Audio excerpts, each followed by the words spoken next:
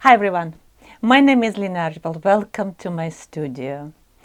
And today I would like to share with you my experience how to use sander for felt making. I'm not here to convert you into using sander for felting. Just here to share my experience, and I'm not here to promote sander. What we're going to cover? We're going to cover what type of sander is suitable for felt making, obviously safety aspects, how to use sander, when sander became your best friend in felt making, how to prepare sander for felt making, and what mistakes to avoid. First, let's cover what type of sander to use for felt making. My sander is Makita. You don't have to buy Makita.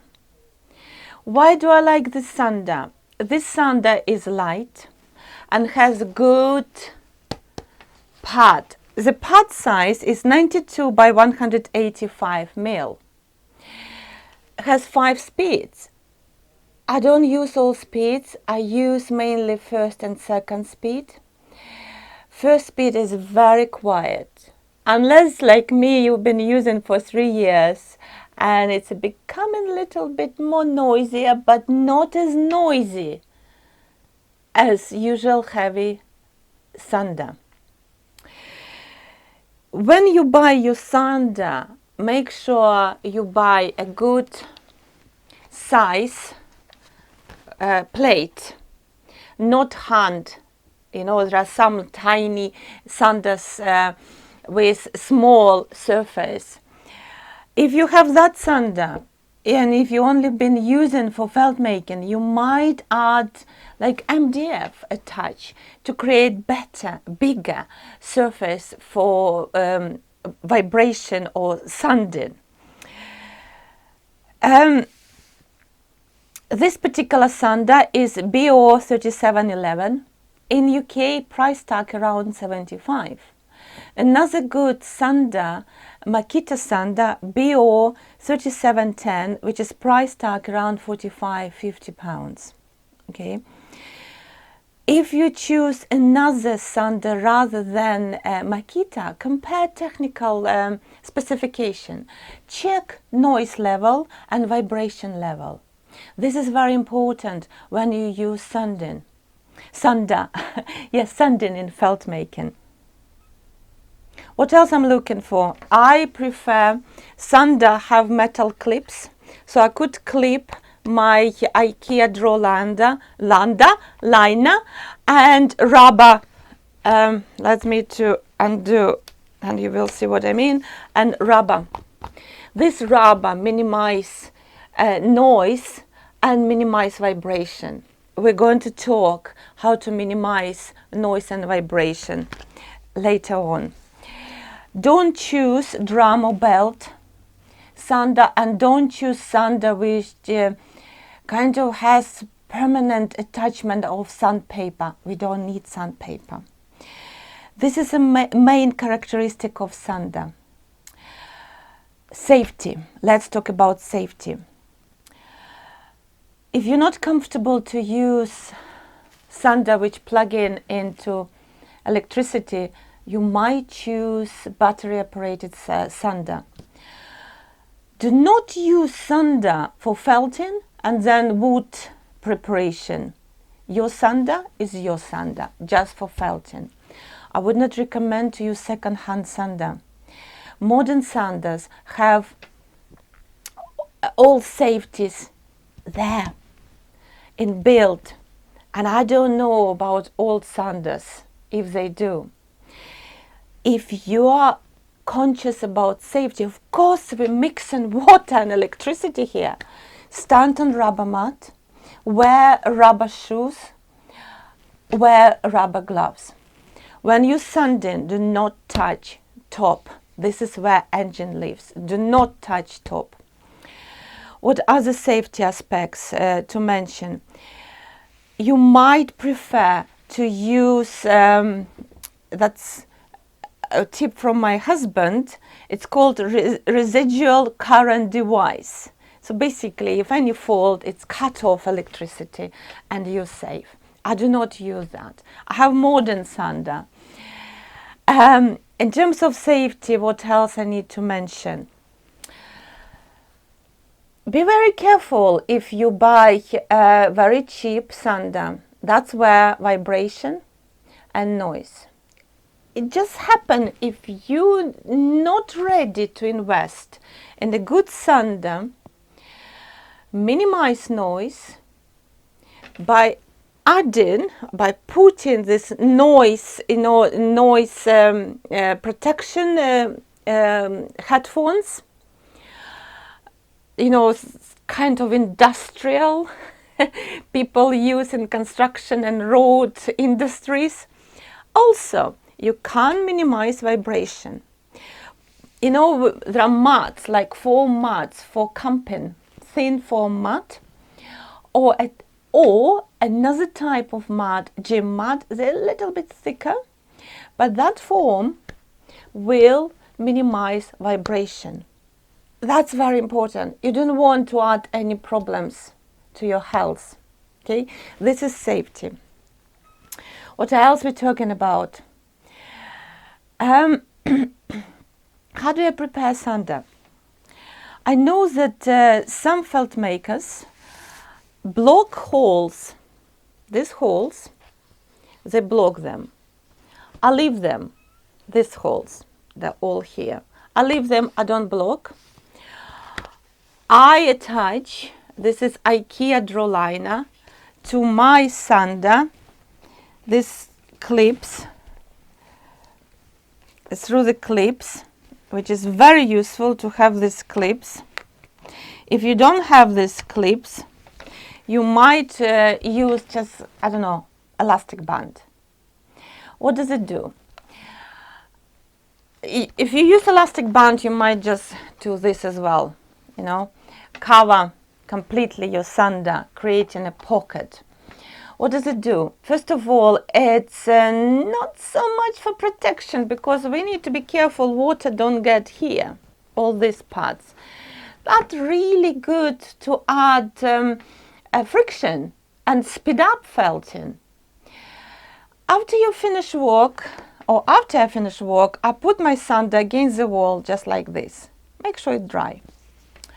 What is important to make sure water does not get to all your parts? Make sure your layout doesn't have too much water. Okay. Make sure all this water does not spray around you while going into all parts. You just need enough water for sanding. You don't need flood of water on your layout. This is very important. When you work with your sander, how do I work with my sander? First of all, before I sand my layout, I put net, I put rubber gloves, wear my rubber gloves on the floor, as always. Safety hazard, Lena. Just rubber gloves, which I reuse. I add water and I add olive oil soap and I rub a few minutes. Make sure water and soap distribute through all layers. Why do I use gloves? For a few reasons. Very easy to slide my hands on my layout, and my skin, bare skin, does not drag all wool through silk or through fiber. That's very important.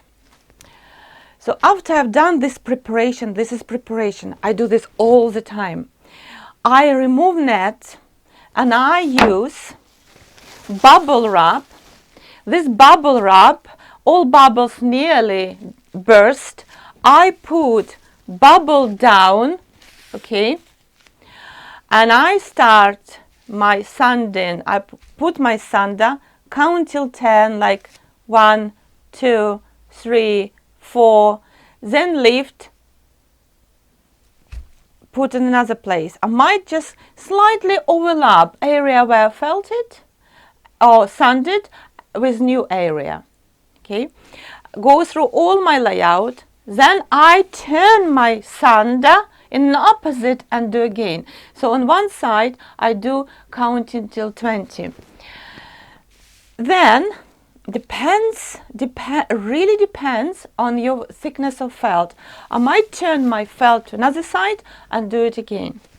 If you work with resistance side of your felt, I do not put my sander on the edge of my resist. I basically put my sander 1 centimeter away from the resist. Why? Because when you sanding, your layout start to move, and if you put sander on the edge of your resist, you will create some seam or rip. You don't want that. After sanding, I do like still to do little bit more of rolling. You know, sander, yes, sander save you time on rolling. You know, you would probably roll 400, 600, 800 times. All depends on your rolling technique. With sander, I do rolling just to secure our results. And the way I could do 40 or 50 one side, another side, so from all 4 sides. That's it. Our felt should be ready for fulling. In which cases, I just have to do sanding. First, when we have different layers, when we have so many different fiber, and I love to use viscose generously. This is the first. Second, when I need to assemble 2 pre-felt, 2 parts together, that's easy to do as well. Third, if just I have stubborn part of felt which is just not felting, in this case I put sander. I put sander through. That's main reasons to use sander. What mistakes to avoid? When you do sanding, I mentioned already, do not use too much water. Do not put too much water. The water would go everywhere and inside of your sander. But make sure you have enough soap. Too much soap might be too much during fulling, but when you're doing sanding, make sure you have enough soap. Make sure when you put your bubble wrap, you can see like foam underneath. If you don't have enough soap, your fibers start to lift away from your main layout. And other main mistakes, yes, sometimes I forget to lift my net. You know, after rubbing I put net. Sorry, during rubbing I put net and then I put sander. Don't make that mistake. I do sometimes. No, don't know what I think sometimes about. That's it. And final advice. When you buy Makita, be very careful. Check. Make sure you don't buy with industrial plug. Industrial plug is not good for you. Double check with your supplier, because Makita started lately to sell home plug and industrial plug. That's it from me. If I missed anything, you know where to find me. Through my website linaarchibald.co.uk, through my online classes, Felt with Lina. What I want to mention, I teach a lot of online classes, and in each online class I give option. I show how to felt with sander, and I show how to felt without sander. If you don't have sander or you prefer not to use sander. That's why I said in the beginning, this session is not to convert you to use sander. This is just to show you what else available. Sander is great as well for people if you have problem with back, okay, or any other physical conditions. You just can sit down and sand, and often I just put sand down, it stays. I don't need to hold. I think I mentioned everything. Let me to check my notes. Yeah, that's it. Thank you so much for attention. Thank you so much. Keep in touch. Join my Sunday tips through Facebook Live, 8 o'clock London time. Check my free online classes. Check my paid classes. Check my YouTube. Join my 2 Facebook groups.